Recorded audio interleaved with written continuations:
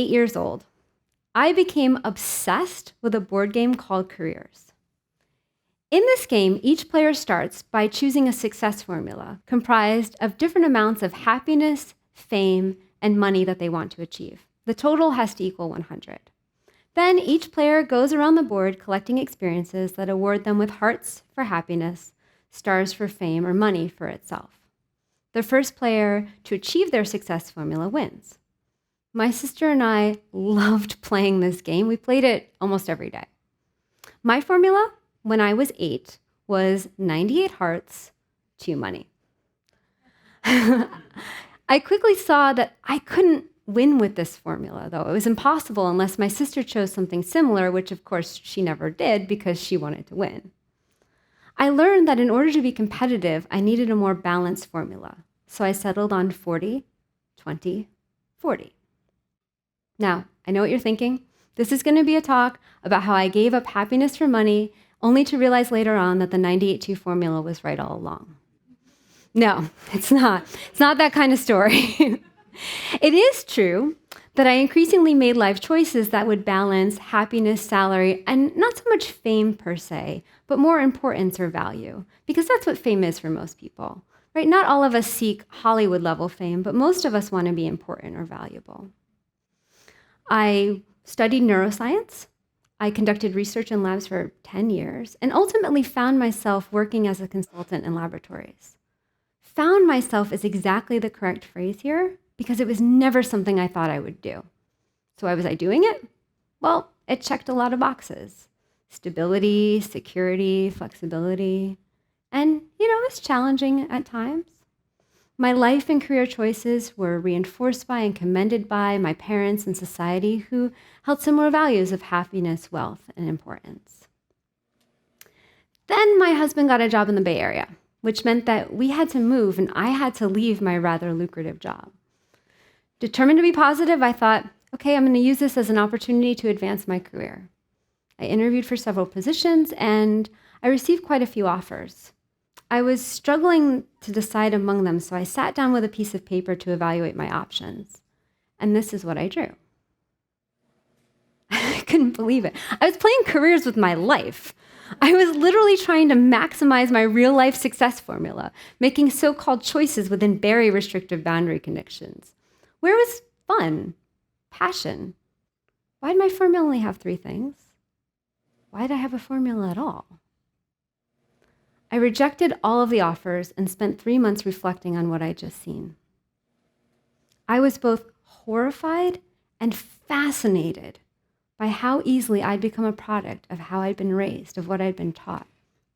I'd been living inside of a very small box, one that prioritized happiness, wealth, and importance, and I never once thought to question it. I never even realized I was inside of it at all. We humans have a habit of putting ourselves into boxes. It's such an odd and unusual behavior, so why do we do this? We know intuitively that this habit doesn't benefit us, that these boxes are suffocating, and yet we remain stuck inside. My first attempt to get out of the box seemed pretty radical. Okay, I thought, you know what? I'm just going to give up everything I used to value. No more orienting my life around happiness, wealth, or importance. I'm going to choose new values, like love and community. But that didn't work. I just found myself inside of a different box following a different set of social norms. In that sense, it wasn't radical at all. It was just more of the same in disguise. I wanted to break down all the walls. But how was I going to do that? Well, what led me to create the boxes in the first place? The assumptions about life I learned from others or my own experiences, the habits, routines, and behaviors I'd adopted. I started to see that if the walls were going to come down, if the boxes were truly going to be undone, I had to start with questioning my own thinking, my own behavior. Let me share with you a really simple example of what I mean by questioning my behavior. I grew up eating breakfast every morning. And when I went away to college, I continued to eat breakfast every morning. Why? Because that's what I always did. Everyone around me ate breakfast. I was told it was the most important meal of the day. I never once thought to question, is that true for me? Am I actually hungry in the morning? So I started to pay attention to how I felt. Was I hungry at 7 a.m.? Was I hungry at 8 a.m.? Not always. In fact, I often felt really full after eating breakfast that early. So I thought, why not try something new? And the next day, I just waited until I was hungry to eat my first meal. And that ended up being around 11 a.m. And you know what? I felt fine. I felt good, actually. So I just continued this behavior, eating my first meal when I was hungry. Sometimes it was 7 a.m. Sometimes, like today, it was afternoon. And over time, the box around breakfast was gone. I was no longer in the I always eat breakfast box. And because I was paying attention to my behavior, I didn't allow myself to fall into an I never eat breakfast box. I'm open. By asking the question why, I opened the box. By asking why not, I let something new come in. I loved questioning everything. I felt like a kid again. The world was starting to open up and the limits were starting to melt away. As I continued to interrogate my behavior, the parallels between my personal life and my education as a scientist started to become clear. That is to say, I grew up adopting the habits, routines, and behaviors handed down to me by my parents and my peers, and I never once thought to question them. When I studied neuroscience and started working in the lab manager and postdoc became my parents, and the other students were my peers, and I adopted habits, routines, and behaviors from them that I never thought to question. I became comfortable with what I learned, and I just never looked back. In science, as I imagine in other industries, we are taught to follow protocols that are usually written by someone who comes before us. We are not taught to question them. Yet, the consequences of not questioning protocols in laboratories is significant. Labs comprise an industry that, for all its good intentions, contributes 12 billion pounds of plastic to the landfill every year. That's enough to cover an area 23 times the size of Manhattan ankle deep in plastic. They also consume massive amounts of energy, water, hazardous materials. But the thing is, it doesn't need to be this way. I could see that by getting scientists to rethink their behavior, all of this could change. Labs could be far more sustainable.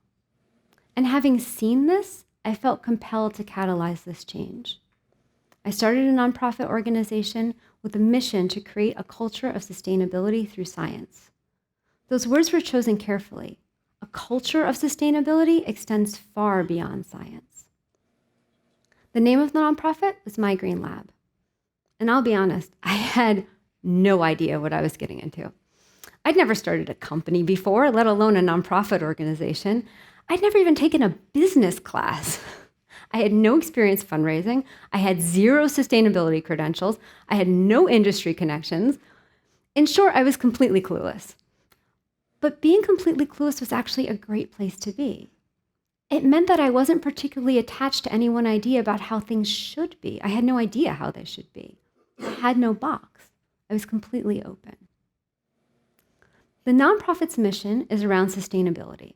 How are we going to talk about sustainability with scientists? I really wasn't sure, so I started at the beginning. Imagine yourself standing on the beach by the ocean.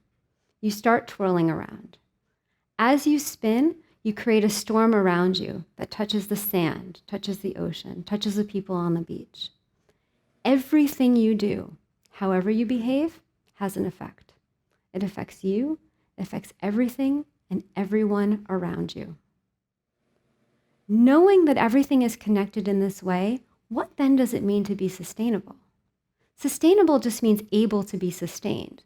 The root of the word sustain means to hold up, to keep alive. As living beings, we must sustain ourselves. And where does this start? With food, with water. Sustainability literally starts with you keeping yourself alive and how you choose to sustain yourself, which includes everything from your being to your life's work, has a profound impact on you, your community, and your environment. That meant that our message about sustainability had to be personal. Sustainability isn't something that's external to you. It starts with you and it radiates outward. Once we recognize that sustainability is personal, it makes sense to start by interrogating our own behavior. Why do you make the choices you make to sustain yourself? Why do you eat what you eat, drink what you drink? Why do you buy what you buy? Once you know why, it's important to question the assumptions behind it. Is that true? Is that really the best choice for you or for your situation? Once you know why and you see the truth behind it, it becomes logical to ask, why not? Why not try an alternative? Is there another option that might serve you better? It's this way of thinking that we use in our approach with scientists. We make everything personal, hence the name My Green Lab. We ask people to interrogate their behavior. Why do you do it this way? Why not try something new? I recognize that explaining all of this is a bit abstract, so let me give you a concrete example. When I used to work in the lab, I never turned off the equipment, ever. I just left it on all the time. Why? That's what everyone else did. Honestly, I just assumed it couldn't be turned off. But is that true? Well, in some cases, yes. But in the vast majority of cases, no. Most lab equipment can be turned off. So why not turn it off? This approach to sustainability has been extremely effective. By asking why, people have started to see how confined they've been by the protocols that they've been following. By asking why not, people become empowered to make choices that truly sustain them in their work. Even in places where sustainability has traditionally had very little support, either regionally or culturally, we're seeing labs embrace the message of green labs.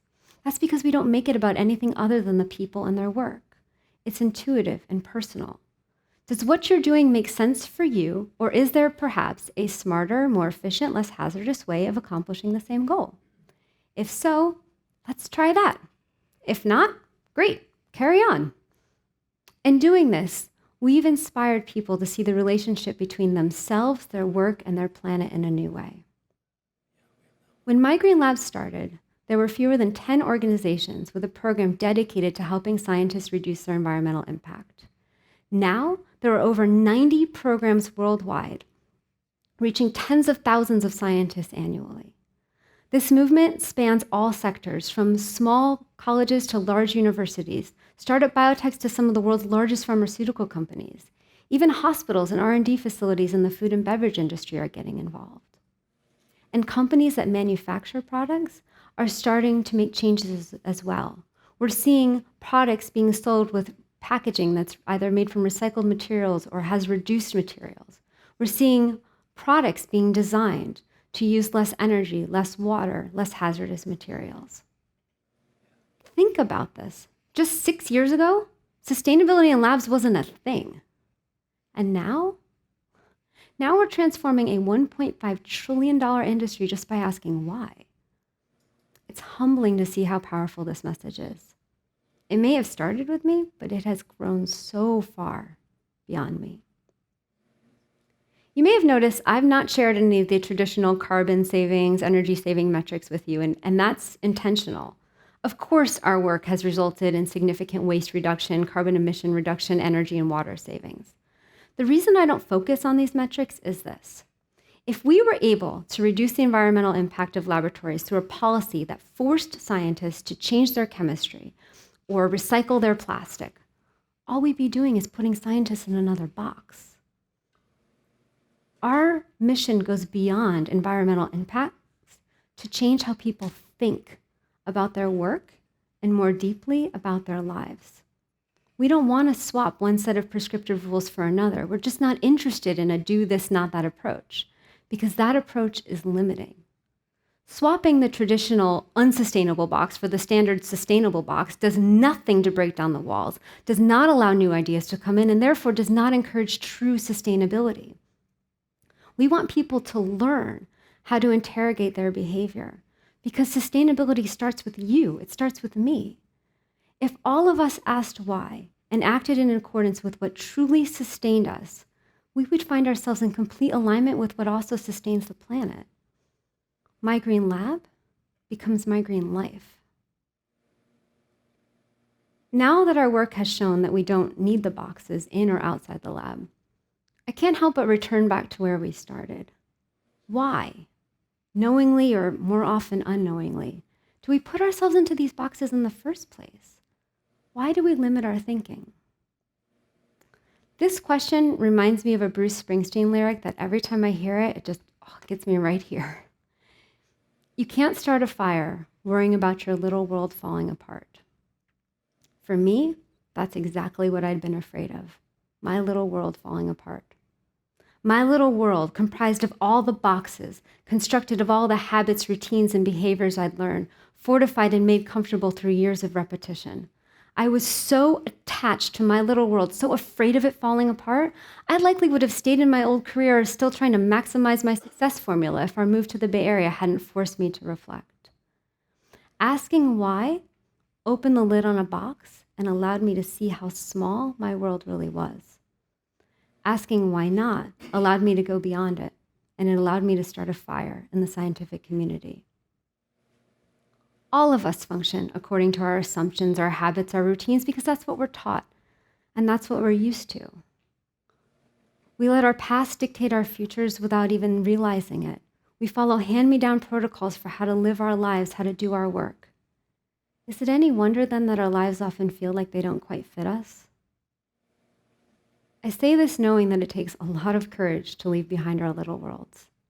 It takes a lot of courage to question our behavior, to ask why, and even more courage to make a change based on what we learn when we ask why not. But if we did, if we just open the lids on all the boxes we're in, just think what kind of fire we could start. Thank you.